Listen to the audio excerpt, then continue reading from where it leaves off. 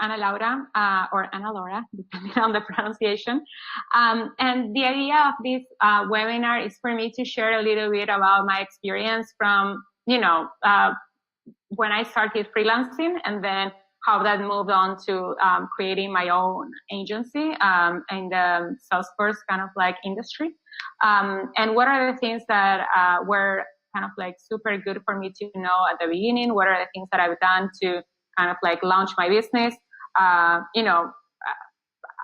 think I know there's people that I worked with in the past. We have some freelancers here in the room as well, and consultants. So I think you all know that it's been a super hard year for a lot of us, a lot of people. And I think there are a lot of things that I think I kind of like, I had some challenges as well that I learned how to navigate them. And I think if I can share that and can be helpful to others, then that's great. So the questions that I will address, and then this is kind of like the structure of the presentation, but then we can open it to more questions or exchange of ideas, are the ones listed here. So how to find your niche, which is kind of like a very tricky one. How to start landing clients. What are the pros and cons of being a remote worker? I'm sure you already know that. But when I mean remote worker, I also mean like freelancer or independent worker, right? And then how to join the Salesforce market in Europe. And again, I guess this is not just in Europe, but also like how to join the Salesforce market in general, or how that works.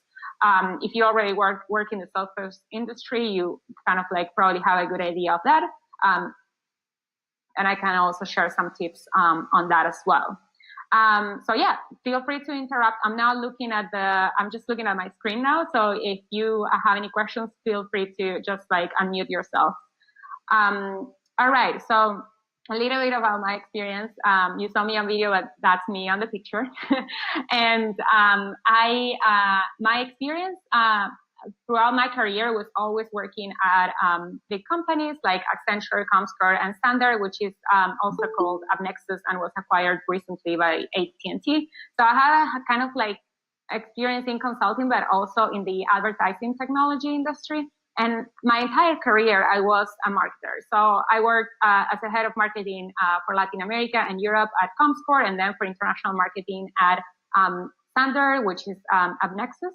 And the one thing that I was really focused on was lead generation for B2B. So that was kind of like my main expertise in terms of the kind of like the main focus. But then in terms of like the work itself, I would work a lot with Pardot at the very beginning. Then I moved on to work with Eloqua, which you might know is a solution from Oracle. And then I always kind of like was focused on that and very interested in that as well. One day I was living in London, and I was like, it wasn't one day. I thought about it. There was a thinking process behind it, but I decided to take a break because I wasn't very kind of like happy with my work life. Not because I was like unhappy and sad, but mostly because I think I was kind of like looking for something else in my career, like a bigger challenge, I guess. But I wasn't sure about what I wanted. So I'm very grateful because at the time I had time and resources to take some time off, and that actually didn't work because as soon as I decided to take some time off, I landed a client by accident. So I said, yeah, perhaps I'll do some freelancing, and then I ended up working for tech startup. And that allowed me to, travel. I lived in Indonesia for a little, and then Costa Rica, and I met a lot of people doing different things, like, Salesforce consulting, or they will have their own online business. So that gave me another perspective into like, it's possible to have your own business.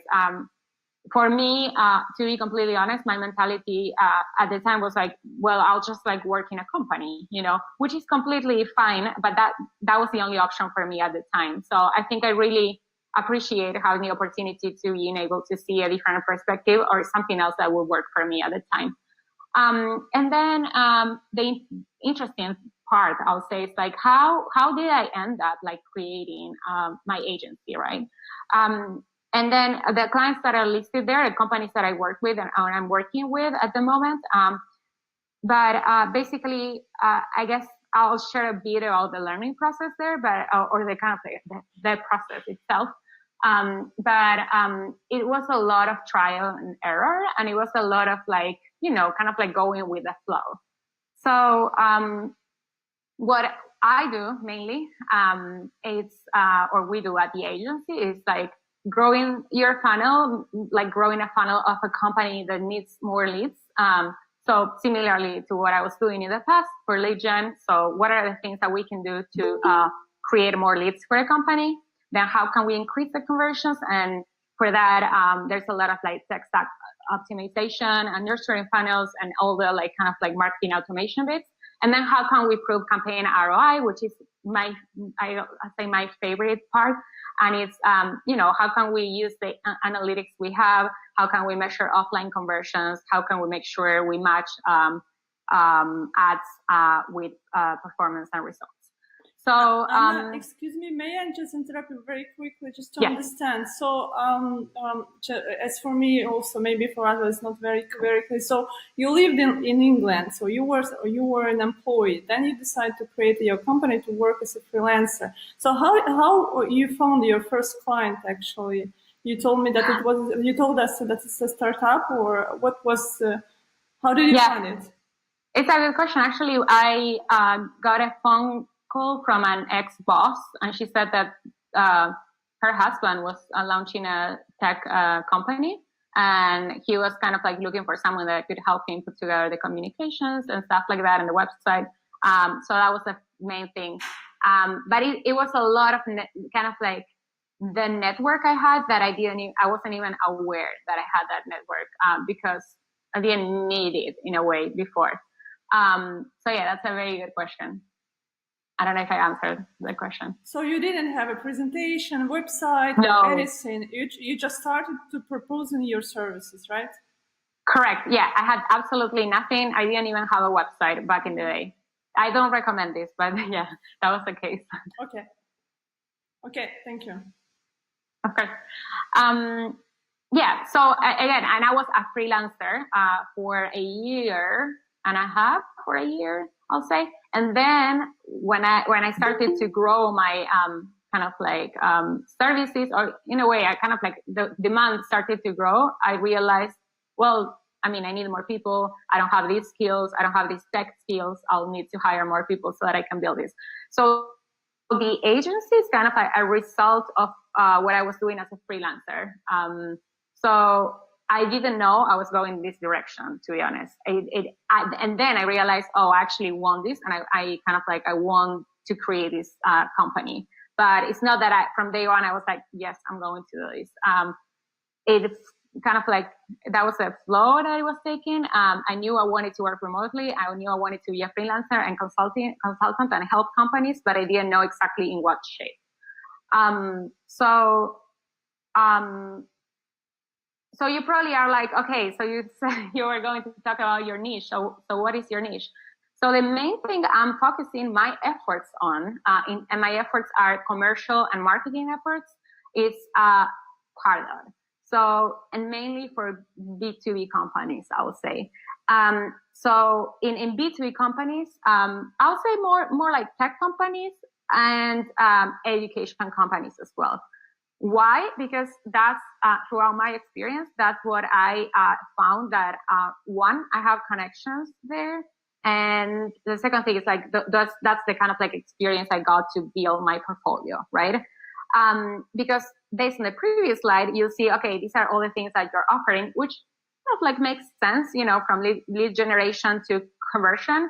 But the reality is like, I'm focusing on one niche. If I have extra opportunities that I can take because I have enough time and it's a project that is interesting, then for sure I will take it. But I think the main thing is that I won't put a lot of like marketing or commercial efforts into something that is not the niche I mentioned, right? So in that sense, I do believe that specialization lets you scale a lot. Why? Because, you start getting better at something, you develop a lot more case studies, you can develop a lot more like connections within, a certain industry. And then believe me, like referrals are the one thing that worked for me. And I'll tell you a bit more about this, but like, I don't know. And I would love to hear more about other people here as well, like how you're landing clients or how it's working for you. But for me, it's 100% referrals. So if I know that, based on the kind of like business model I've developed, referrals are important, then I definitely want to be like an expert in my field.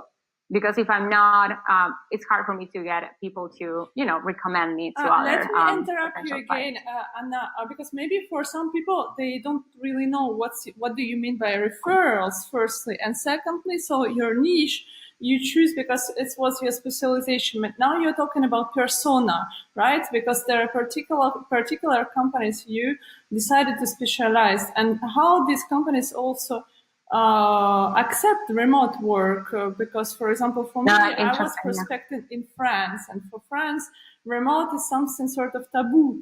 Only for small projects they accept. But the majority, for example, of clients I receive demands today for Salesforce Network, they're not coming from French clients. So 2 questions: the persona, so the niche, because there is your specialization, but also this niche, and how you deal with objection about remote work if you have. Yeah, definitely. That's a very good question. I think in terms of like the persona, I haven't done like super expensive development of who is my buyer persona. I know for me, especially, is from marketing managers for big companies to CMOs or VP of marketing in bigger companies. And in that sense is, and I will show you a little bit on the next slide, but it's kind of like the process I follow to end up with this kind of like buyer persona or this niche in a sense, which is not like a super specific or targeted niche, but it's what's working for me, right? For referrals, what I mean is basically, people that are willing to recommend you for a specific task or work. So I had referrals from clients, like current clients, that would say, I met this person at that event. They asked me how we were doing marketing automation with Pardot, and I told them that you were helping us as a consultant, so they want to talk to you. And then through them, I got a new client. One thing that I'm very interested in developing is a referral kind of like program. So how can I reach out to current customers or past customers and in a way ask them, hey, this is my new like updated deck. If you're interested, can I use a testimonial from you? And of course, if you think there are any other potential like clients that will benefit from my services, please let them know. I'm happy to offer you a discount on our monthly retainer or something like that. So that's the second answering the second question. And I think what you mentioned about remote work, I know the challenge was big for me from a freelancing point of view. From an agency point of view, I haven't had that challenge my clients are not based in Portugal. So I do have a Portuguese client, but in general, my clients are outside of Portugal, and that probably has to do with my experience and people I met in the past. But in general, like they know when they're working with me, we're working, over the internet. But yes, I do believe there's some challenges when it comes to working remotely as an employee, especially if there's a company that already has an office in place. They will want that person there on site. I found ways to kind of like convince clients. For instance, I think it was early this year that I was working on a project for a company based in Spain, and they wanted a training on site. So I mentioned, look, most of the trainings I do them online. I can offer this and that, and kind of like convince them to have an online experience, which will be as good as like an on-site one that will probably be more expensive for the client as well. Mm-hmm. So I think it's like it depends on each case, but to be honest, like with the episodes during this year, I think more and more companies are aware that it's kind of like okay to have someone working remotely, as long as you're very good with communication and you're always on top of everything. It should be completely fine. But yeah, so it hasn't been that big of a challenge yet. But yeah, I know from a freelancing point of view, it's kind of hard.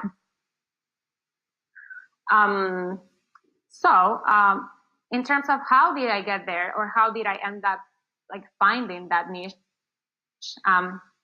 This will sound super simple, but I kind of like, I think it's important to actually either write down the items on like your list that has to do with your experience, or, you know, like think about them, talk to ex-colleagues or friends about it, but you know, really knowing what's your experience and really knowing what you're good at will kind of like help you in a way identify what are the things that you can do to put together a kind of like an offering for companies.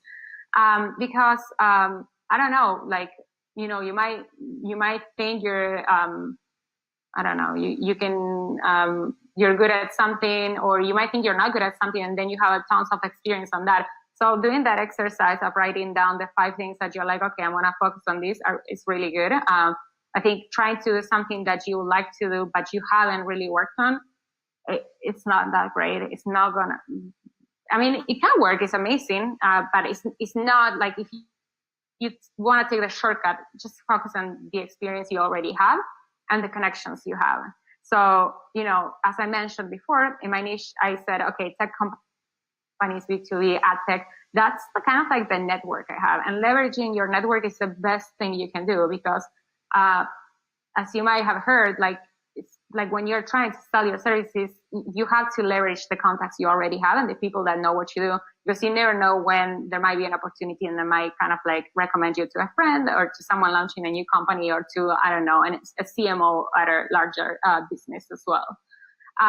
So going through that exercise, kind of like checking at my experience, checking at the connections I already have. And then, as I mentioned, it's like a little bit of trial and error. Like at the beginning, I kind of like, you know, I have a lot of experience writing content. I've done that in the past a lot.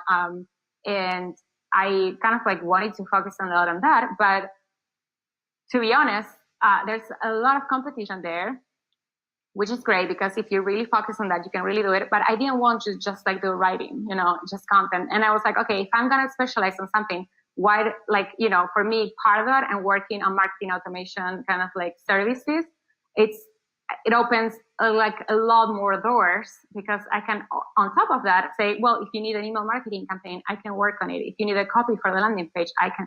So that will be kind of like a way to cross-sell, or, you know, like add an additional item for the client. But always focusing on the one thing that can, first of all, land kind of like bigger clients for me, and also long-term projects rather than a one-off thing. So your clients are, excuse me, your clients, you told that they are not in Portugal. So from which country they are? And we have a lot of French-speaking also participants. So for them also it's important. It was the question I received also from other countries. People ask if we are not a native English speaker, is it possible for us to get any remote freelance projects? So from where are your clients? Yeah, definitely. Well, I mean, from the UK, that's one of the countries, because I work there. So I do have UK clients. I also have clients based in the United States.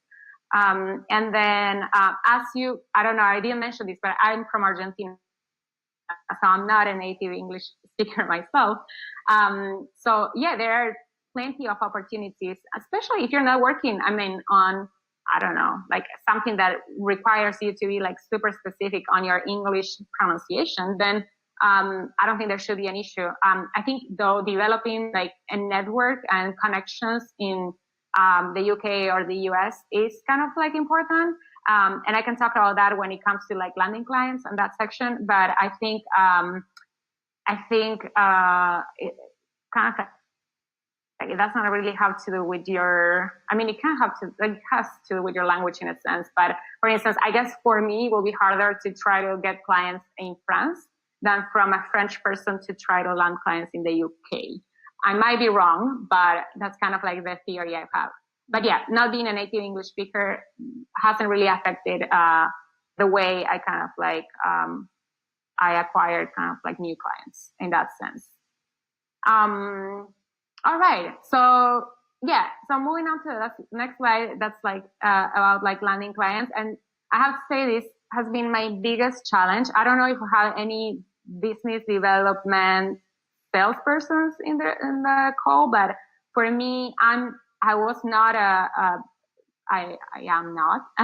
a salesperson, although I do that at the agency.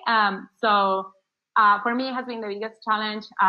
I started with referrals, and now I'm trying to move on to kind of like onto a new structure where I can sell not online, but kind of like expand my network, expand my kind of like sales outside of my current network. So, you know, how can I do that? The first thing I realized, and it was kind of like the biggest challenge this year as well, I think I have to say I'm bad at a lot of things, but the one thing I realized is like I can actually make connections. I'm good at networking, you know, I'm open to meeting new people. That's something that I can do well.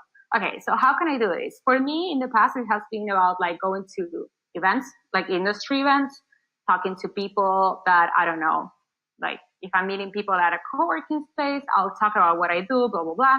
So it was kind of like in-person like connections.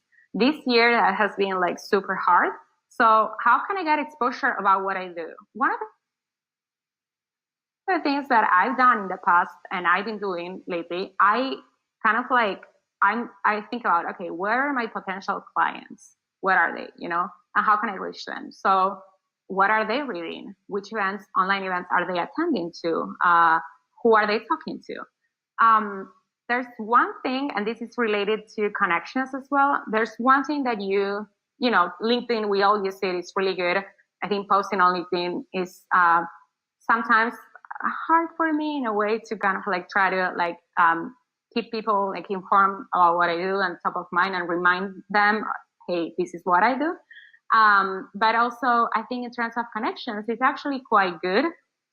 There's an option in LinkedIn that you can download all your data. I can share the link after the call, or you can send me an email and I can share it with you all.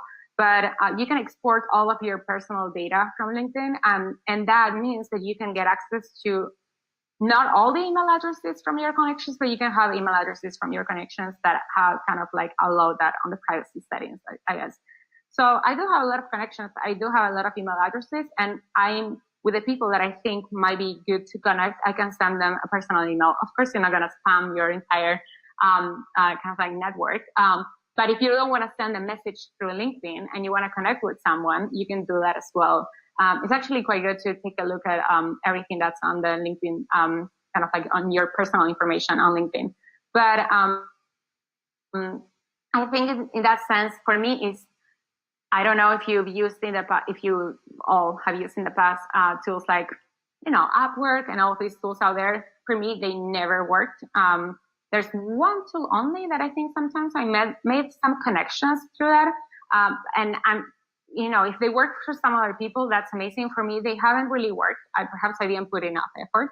But for me, what really, really worked in the past is, you know, showing what I do and how can I do it. And that with social proof, that's amazing. So if I worked on something and I have a case study, I have a blog post, or I have something that I can share that will help me, one, with my SEO on my website, two, with my exposure, because I can post it on LinkedIn and post it on all like different, like on my newsletter, whatever.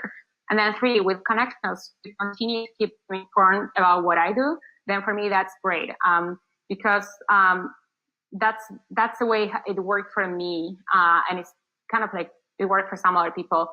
If there are other methods, I'm very happy to get advice. And actually, I'm kind of like joining an agency network every month for discussion. I'm also kind of like very active on all the Salesforce groups and Trade Hub as well.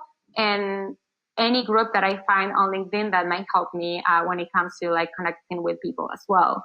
So it's a lot of kind of like extra work in that sense, but it's really good in terms of like kind of like landing clients when you're not selling like you're selling your own services. So yeah, that's kind of like those are kind of like the lessons learned I had from how to acquire new clients. Yeah, just wanted to make add sure. from my side also, when I decided to create a Salesforce network, I also tried Upwork, people per hour, and mass prospecting on LinkedIn, which didn't work at all. And then I decided, well, how did I found my first contract? And it was networking. And that's why actually the concept was born, to connect people. So yeah, you're absolutely right. Yeah, and even these kind of webinars, they're really good because we all kind of like have something in common. If it's not like the industry, because it's Salesforce, it's like working online remotely, freelancing, thinking about launching your own business as well. So yeah, I think this event as well. These kind of things are the ones that I love putting a bit of effort into, because these are the kind of things that will help me make new connections for sure. So yeah, completely agree. Not that Upwork doesn't work at all, because it does. And I know a lot of people that find clients through Upwork, but more like kind of like sharing, what I thought it would work and it actually didn't really work for me in the past. And then talking about remote work, and of course the picture is just to like picture something that is not the reality, or at least for me lately. So, while working remotely, we all know what is to work remotely, because we're all working actually remotely during these times.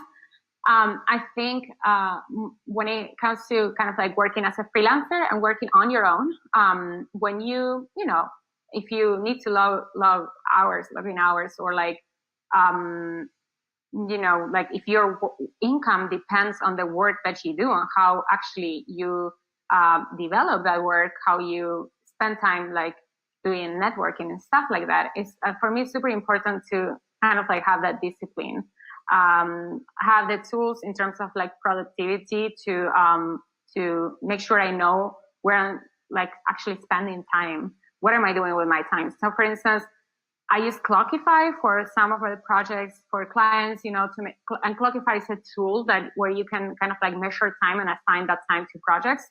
And Clockify is something that, I use for kind of like clients and managing like relationship with clients. And if I'm charging them by the hour, then I have that as a tool. Then I use Clockify for my work, for work that I use, like I do for the agency, so that I know, okay, am I not generating new leads this month? Okay, how many hours have I worked this month for lead gen? Am I actually using like time wisely? If I go and check the dashboard and I'm like, okay, but this week I worked like, I don't know, X amount of hours on this and not that, so it's not really good. I'm not putting enough like amount of effort into something that I really want to develop, right? So perhaps it's very simple, but for me, it actually really helps.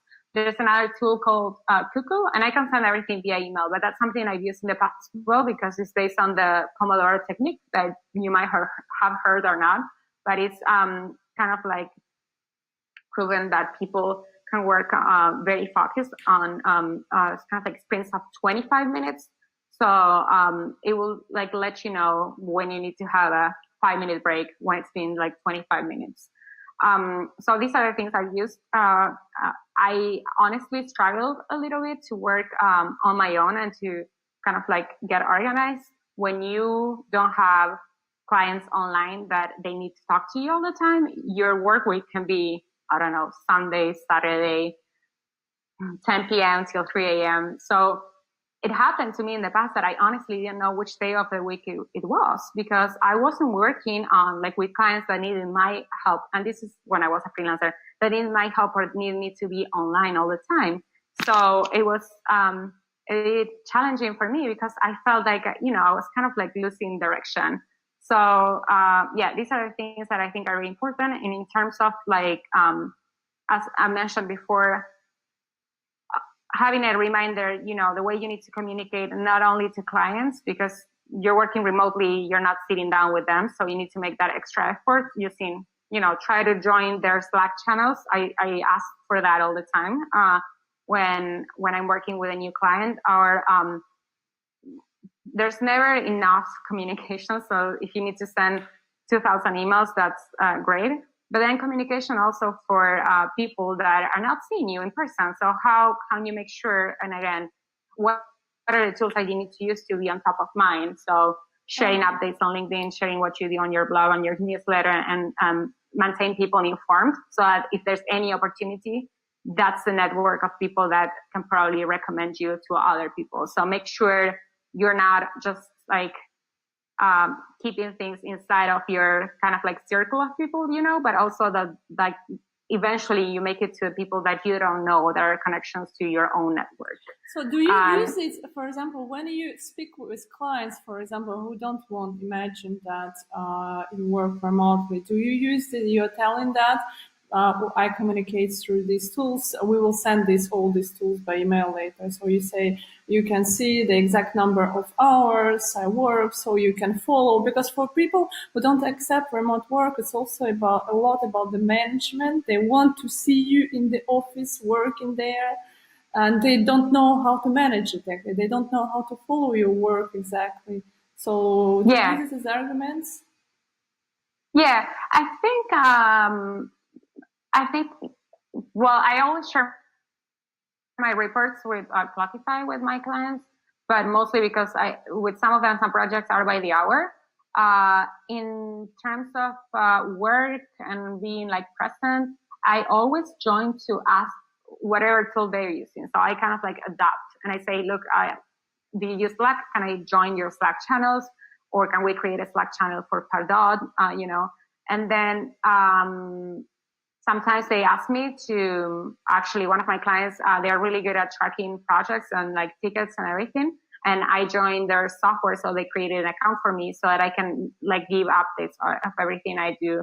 I think the easier way will be, if you're working projects, like on projects, I think that's great, because then the client just, I will expect that the client will want you to deliver the project, and as long as you deliver that, it's okay wherever you are and however you do it.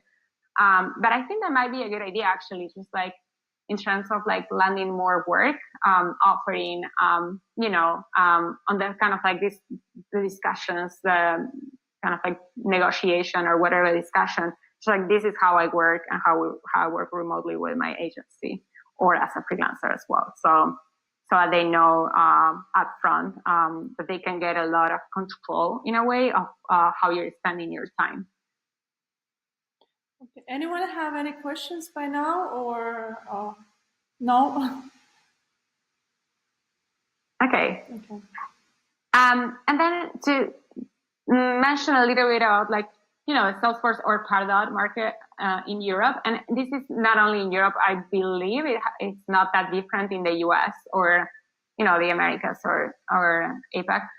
I think if you're a freelancer or if you're trying to start like working in the Salesforce industry, I'll say most of the times you have three options. You can be just an independent consultant or a freelancer. You can join an independent agency, or you can join one of the larger kind of like Salesforce partners as a freelancer, right?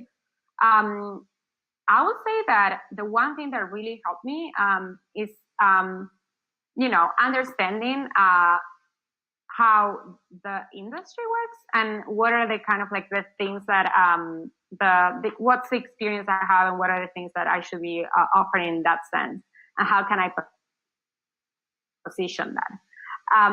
The one thing that I was going to mention is that if you don't have a lot of experience as a user with Salesforce or Pardot, and I think Berlina can talk a lot about this a lot more than me, but I think it's kind of like a bit more challenging because, as you know, it's kind of like hard to get your hands on the tool if you don't have access to it. So it's not that you can practice on your own and stuff like that. You could join a lot of different courses for sure. There's also a very good podcast that I used to listen to about Salesforce careers. And in that podcast, there's a lot of people that are being interviewed about how they migrated from their corporate role from, I don't know, being a marketing person into being a consultant, product consultant, for instance, or how they created their own agency as well. And in that podcast really helped me a lot to understand, okay, what are the different things that I can kind of like do. There's also a lot of discussion whether you should keep your credentials updated or not, and if you really need the credentials or not. And that depends on how every person sees that and what the clients request from you as well. But in general, I would say this is kind of like how the market is organized. And again, I think if you need more, kind of like if you want more advice on how, if you are thinking about taking the next step or actually expanding into like growing or getting like setting up your own agency as well, I'll definitely recommend the podcast, or also like joining the Salesforce Network, talking to Carolina. She has a lot of experience as well. So yeah, that's kind of like my take on this one. So I think we can open it now for questions. I have some resources to share. So if you want to connect with me, you can send me an email. You can also write down your email on the chat so that we can connect. I can send you an email as well. I usually write a lot on Pardot, marketing automation, and advertising in general on the blog post. So you can sign up to receive our news as well if you're interested. And if you're interested to have a like one-on-one conversation about what we discussed during the webinar, feel free to reach out. We can have an informal chat and exchange some ideas as well. So yeah, that's everything. I wanted to know if anyone has questions or anything to share. No questions. Everything is clear. No? Hi, Anna. Maybe, I think I do have a question. Yes. How did you determine pricing for the services? Well, that's a very good question, actually. Yeah, I was wondering how you determine, like, if you're working on a hour-by-hour project, how do you determine how many hours you'll work on that project, and then how much you'll charge the client for the project? Yeah, that's a very good question. I think it took me a while to learn that. First of all, I think there's a lot of calculators out there, and I can share some with you. I think what is and that's if you're being a freelancer and if you already have your service, like you know what you're going to sell, so then it's easier to monetize in a way. But there's the way I do it, at least I know my hourly fee. So if I have a new project, I can offer, if I can package that project in a way, I would say, well, and imagine it's a one-off project, I would say, okay, for this project, this is how much I'm charging. And the way I estimate that is by my hourly rate, right? That's one option. The second option is charging by the hour. So I say, well, this is how much I charge X amount of hours. And for instance, my one recommendation, I don't know if you all do it, but what I do is like, I always try to have at least a 3-month contract, or a contract that allows me to kind of like, charge in a way, because usually when you land a new client, you need to do a lot of research. You need to start like learning a lot of other tools, the way they work and everything. And having a one-off project for like 3 days, sometimes it's not worth it. So what I would say is like always try to have either a retainer or this like kind of like minimum amount of hours that you charge for. You can do a lot of research online, but I think based on your current salary, you can estimate that. But make sure you consider, if you're going like moving on to freelancer, you're not gonna have healthcare. You're not gonna have paid leave. I don't have, my vacations are not paid. When I don't work, I can't charge the clients, right? So there's a lot of things that you need to consider on that hourly fee. And make sure you also compare that to, other freelancers. So you can check on Upwork, you can check on Glassdoor, I think as well, how much you should charge. And then the third thing that I always recommend is having a retainer. So depending, and you can always negotiate and discuss that with the client, but how can you put together a plan for the client where you secure a monthly retainer? So you know that you're going to have X amount of hours or X amount per month for sure, and for 3, 6 months, a year or two. It depends on how you do that with the client and what are the clauses on the contract. But in terms of like defining your rate, I think I will definitely check your current salary, expenses, future expenses, also being unemployed in the future, because when you're a freelancer, you need to consider all that, and then check, competition. How are other freelancers? How much are they going to charge as well? I don't know if I answered your question. You did. Yeah. Thank you so much. Thank you. There is another question, if you can see, or maybe only myself I can see it. You may answer this earlier, which I might miss. I start my startup agency with a small team. How do I get more leads in Salesforce and other freelancing sites, social media groups? I just want, before Anna Laura reply, just a very quick thing that about referrals. If you guys want to refer someone inside the network, you can just write me, for example, and I will give you contacts inside the network. But if for yourself, for example, you are looking also, you feel that you're struggling, you have difficulties also to launch really your agency. So just write me, and I will also try to help you organize maybe webinar, or also to find referrals for yourself. So yeah, that's just a very, very quick answer, and then Anna Laura will reply as well. How you get more leads?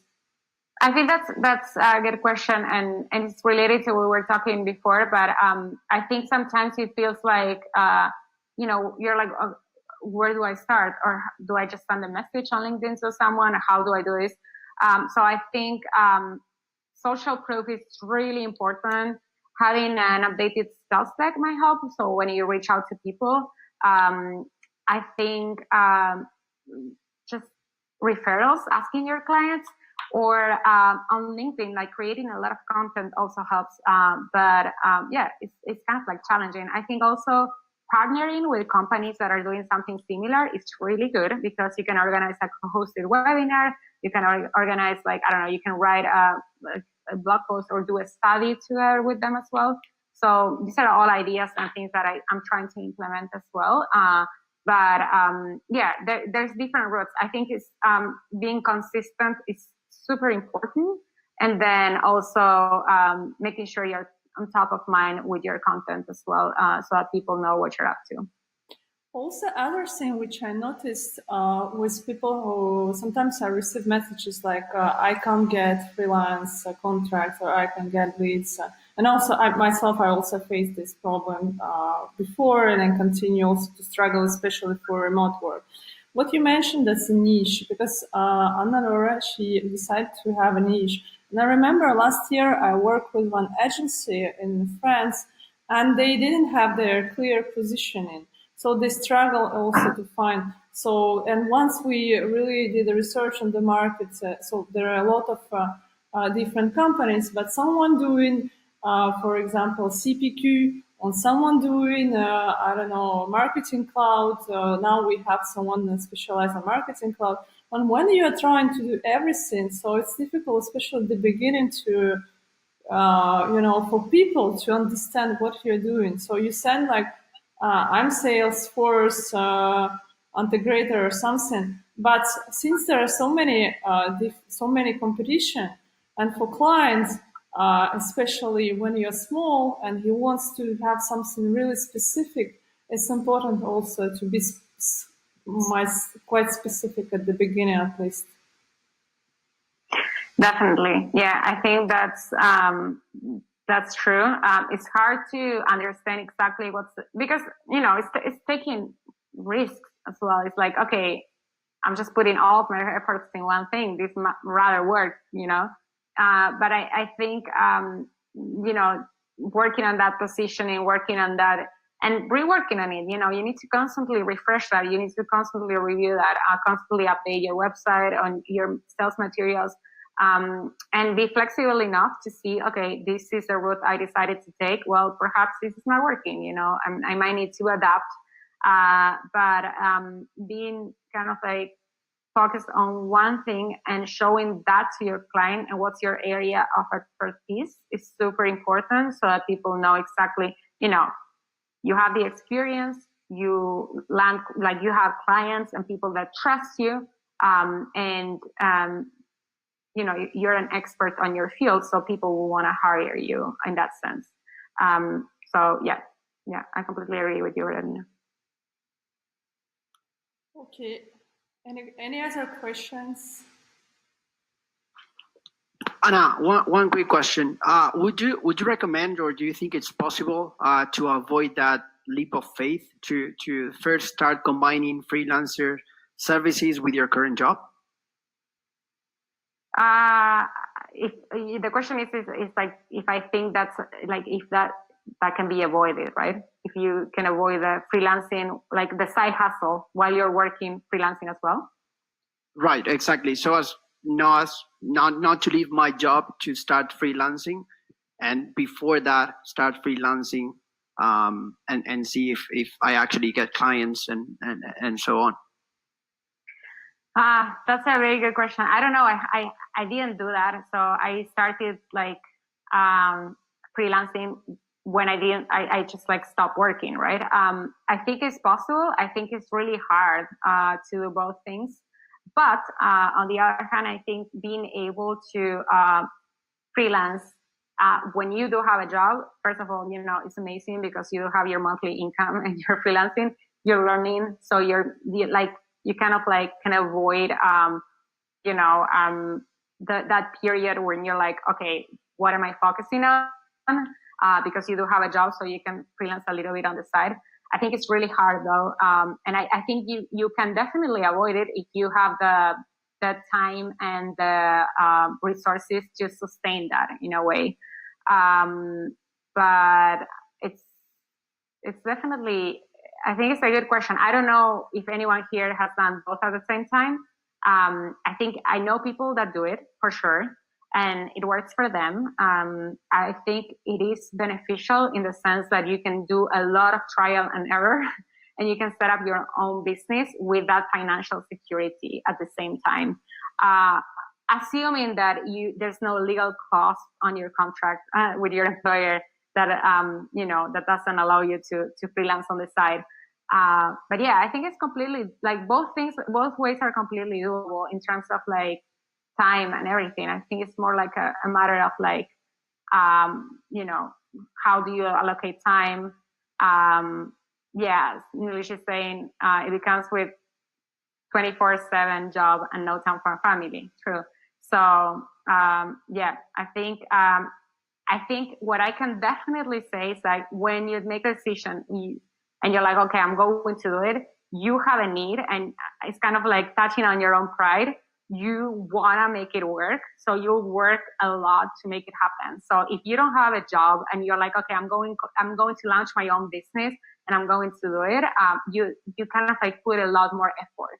Whether it's like when you have a full-time job and you're freelancing on the side, it's like the side hustle, like as the term says, and you're not putting a lot of effort into it. So yeah, I hope that answers your question. I just also wanted to add something because I was a freelancer in Paris and it worked very, very well. And then I started to do freelancing remotely, and it became much harder to get clients, contacts. And since I was in Pardot but on Salesforce, it was very, very complicated. And I remember that I quit my job at that moment, and I was saying, wow, I shouldn't do this, because first time it worked, but this was the second time it didn't work. But maybe now, like with this experience, if you have to work, have your job, and also doing freelancing, maybe your offer or something doesn't work enough well, because the objective is to have a client which allow you to decide to jump, because you can't continue to do this, and you won't be to say, productive enough. So whether you will finish by don't have your job anymore because your employer will see that you're not productive anymore, whether your project won't be enough productive. So that's complicated. Maybe it's better to spend this time to prepare a good proposition, and to get clients, to search clients, but to also to fix your price enough to allow you to make this jump, because otherwise it's very, very hard, and you will finish this just by burnout maybe one day. That's my point of view. Yeah, it's completely true. And it depends again on also like your, where you're focusing on and which industry you're focusing your efforts. The Salesforce industry is huge. It's super big. The amount of apps that are created around the Salesforce ecosystem, there's tons of opportunities, and you don't necessarily need to have experience like working, like a lot of experience working with Salesforce to end up like working in the Salesforce industry. So I think if I was taking that direction, I'll probably just like finish my work and like focus on the new project. But yeah, it is completely challenging, especially if you need like, you know, if you, it's a big kind of like step, and you know, it's risky, and also it's kind of like, for some people, it's not affordable. So yeah. Good. Any other questions? I do have another one, hopefully a quick one. When you were talking about contracts with your clients or your services, how did you navigate that? Did you consult with a law firm, or did you just draft that contract yourself with the help of the internet? How did that work? That's a great question. So I have to say that the first contracts, I drafted them myself. Actually, I think most of my contracts. I should have actually added that to the slides. It's super important to be super specific on contracts, to set the right expectations. There's so many things that that you need to make sure you add there. You communicate it on the kind of like discussion with the client and the proposal, but also in terms of like having that documented. In terms of the legal implications, I have a lot of clients that will send them, themselves, they will send me a contract and an NDA. So a legal document that says, you know, you cannot use the internal information, you cannot do this or that. But some of them are really not informal. Some of them, I need to chase them to sign the contract. So, I have templates, and there are a lot of templates online, so I can share them with you. But the contracts I have are really I pretty much I draft them. I also found a tool online that it creates NDAs. So if you need to have a very kind of much like a legal contract, you can pay. I think it's not very expensive, so you pay 20 something euros per year. And you can have that tool to create you the kind of legal contract based on the country that you're signing with the client. And I think that that's kind of very good because you do need that kind of legal documentation. In terms of payments, if you want to make sure, and it's a new client, you don't know them very well, and it's now coming through a referral, a lot of people do a 50% upfront. So before you start the contract, you get paid 50%. And then once you're done with the project, you get the remaining 50%. A lot of people do it, and it's kind of something that a lot of people recommend, that if you don't know the person that you're going to work for, it's very important to do that, especially when you work in the creative industry, design, and so forth. So yeah. That's how I did it. Good. Okay. Any other questions? Or anyone that wants to share any other kind of recommendation that I haven't really covered? All right. I'm happy to share more later or send the tools that I mentioned also via email. I can share that LinkedIn URL where you can download all your personal data as well. So yeah, feel free to send me an email, and then we can follow up via email or connect on a separate call. Yeah, thank you very much, Anna, and thank you all also for your participation. And yeah, if you have any questions or need help to launch your agency, freelance work, not work, go and find your clients actually. So don't hesitate to write me, and we will think together maybe to find a solution to do something to help each other.